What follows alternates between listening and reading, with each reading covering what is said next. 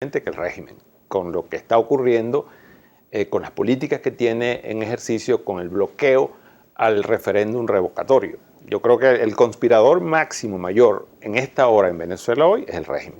Ahora, Herbert, ¿tiene capacidad el gobierno? ¿Te gusta la palabra régimen? Yo lo de gobierno. ¿Tiene la capacidad el gobierno de dar un viraje en la economía? Yo creo que ninguna, por varias razones. Primero, una vuelta en U, yo creo que no tiene ninguna capacidad de hacer ninguna corrección fundamental, por varias razones. En primer lugar, eso requeriría una estrategia, una visión de largo plazo de lo que hay que hacer. ¿Dónde ves tú eso presente? En ninguna parte. Este es un gobierno que no sabe a dónde va. Esta es una revolución cuyo destino ha terminado. Esta es una revolución sin destino. Milán Kundera decía que a algunas personas se les acaba el destino antes que la vida. A este régimen se le acabó el destino antes que su propia vida. Está allí, pero está sin destino ya. No se sabe para qué está allí, sino para perpetuar e intensificar los problemas venezolanos. Entonces, necesitaría una estrategia que no la tiene. Necesitaría un liderazgo que le diga a sus bases: señores, nos hemos equivocado profundamente. Tenemos que hacer, en muchos casos, como tú lo has dicho, una vuelta en U.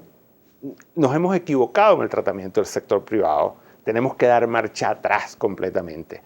Necesitaría el gobierno, además, no estar afectado por los grupos de intereses internamente, que está afectado. Yo creo, por ejemplo, que los cambios múltiples, más que un problema de política económica, es ya un problema de intereses de grupos que se están beneficiando con esos cambios múltiples, porque no hay mejor negocio que conseguir dólares preferenciales en Venezuela y venderlos en el mercado negro.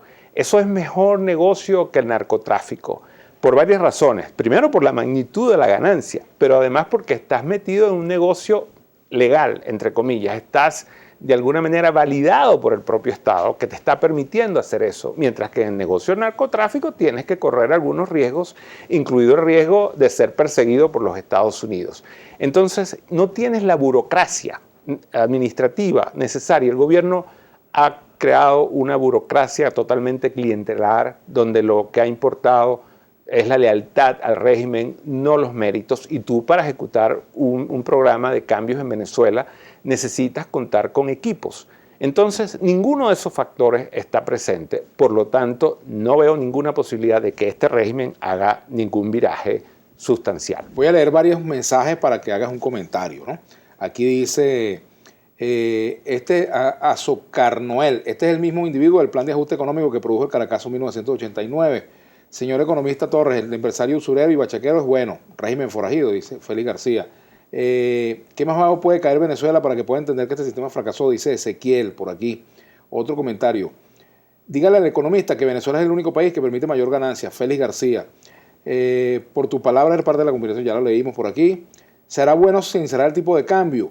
Otro comentario, bueno, aquí hay algunos repetidos. El gobierno está siempre chocando con la misma pared, dice Juan Ribeiro. Felicitaciones por excelente invitado, dice Jesús González. Falta Miguel Rodríguez y otro del Fondo Monetario, dice por aquí, el mismo Azocarnoel. Roberto Torres, ¿cómo es el futuro de Venezuela sin revocatoria? Ya lo preguntamos. Muy buen programa, felicidades. ¿Qué hacer con un psiquiátrico con tanta inflación si los locos igual son felices? Dice Antonio José Font. Felicitaciones por el entrevistado, dice Belén Rodríguez. ¿Cuál debería ser el monto del salario mínimo? Dan Becerra. Vladimir Villegas, te pensaba un periodista serio, lo lamento. Yo lamento que tengas esa opinión. Hola, este desastre económico e ideológico tiene un propósito estratégico. Y en medio de todas estas preguntas, bueno, que quiero una reflexión sobre todo esto. Aquí dice también, Gerardo Torres considera que las medidas económicas actuales son para controlar la población estilo Cuba. Alberto J. La economía de Venezuela se hunde mientras la de Cuba sale a flote. Nelson Navas.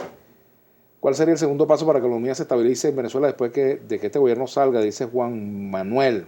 Muchas reflexiones. Y al final me gustaría que no te retires de este estudio sin decirme si tú eres optimista o no, en medio de todo este cuadro y todas estas preguntas de la gente. Estamos en el último segmento. Sí, ya. Señor, sí, señor. Bien. El tiempo pasa, nos vamos poniendo viejos, como dice la canción de Pablo Milanés. Entonces, déjame responder a un par de esas preguntas y terminar con las razones por las cuales soy optimista.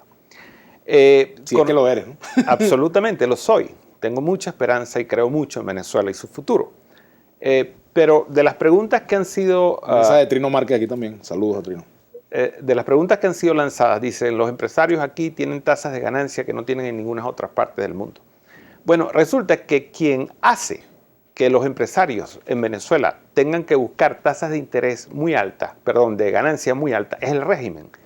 Porque precisamente crea tanta incertidumbre, hace tan riesgoso operar en Venezuela, que solamente con tasas de ganancias muy altas se atreve a alguien a venir a invertir en Venezuela. Son como los bonos que se venden y no generan confianza en el exterior. Claro, porque si yo te digo a ti, Vladimir, ¿sabes que hay un país allá en África que es muy peligroso? Te pueden asaltar, te pueden matar, el gobierno te puede expropiar, no hay garantías de que el cumplimiento de los contratos. ¿Tú qué dices? Voy para allá si tengo una ganancia muy atractiva. Porque si voy a tener la misma ganancia que tengo en Francia o en Alemania, para eso invierto en Francia o en Alemania. De tal manera que el que hace al final que en Venezuela solo inviertan aquellos que pueden ver una tasa muy alta de ganancia es el régimen. Ahora, con respecto al optimismo, yo soy optimista por varias razones. En primer lugar, viendo la data de Gallup, de esta empresa que hacemos encuestas y investigación en el mundo entero, por ejemplo, tomamos muestras, encuestas representativas del 98% de la población mundial. Yo veo que el mundo en general va bien, va por buen camino, en general, con excepciones como la que tenemos hoy en Venezuela y en algunas otras partes, en el Medio Oriente, etc. La mayoría de la población en el mundo dice que vive hoy mejor que hace 5 años y espera vivir mejor en 5 años. En países, incluido la India, China, millones de seres humanos han salido de la pobreza. El mundo va en una buena dirección. Latinoamérica, nuestro barrio, nuestro vecindario, va en términos generales en una buena dirección. En tercer lugar, nosotros tenemos periodos de nuestra historia que han sido de ejecutoria brillante. Como decía al principio, nosotros tuvimos años en los cuales la inflación era de 1%, en la cual una Pepsi Cola costaba siempre lo mismo. Yo recuerdo cuando yo iba a mi escuela primaria, a uno le daban un real, un medio, lo que se llamaba un mediecito. La empanada y el refresco. Y siempre costaba lo mismo. Estabilidad de precios, no solamente de desempeño económico, que por cierto, hay otro dato interesante. Hubo años, Vladimir, en los cuales invertir en Venezuela tenía el mismo riesgo que invertir en los Estados Unidos. ¿Tú te imaginas eso? Hoy somos el país para la inversión más riesgoso de todos los mercados emergentes. Entonces soy optimista porque tenemos realizaciones en nuestro pasado y porque veo lo que son capaces de hacer nuestros recursos humanos. Por ejemplo, ahí tienes Panamá, que está convertido en un país de los más pujantes de América Latina. ¿Quiénes están contribuyendo a esa ejecutoria de Panamá? Ahí están los venezolanos, muchos de los cuales se han ido por frustración y encuentran en Panamá una posibilidad de trabajo y contribuyen de una manera notable al desempeño de ese país. Entonces, hay muchas razones para ser optimista. Te agradezco mucho que hayas venido, Herbert. Encantado de haber estado. Gracias por la invitación.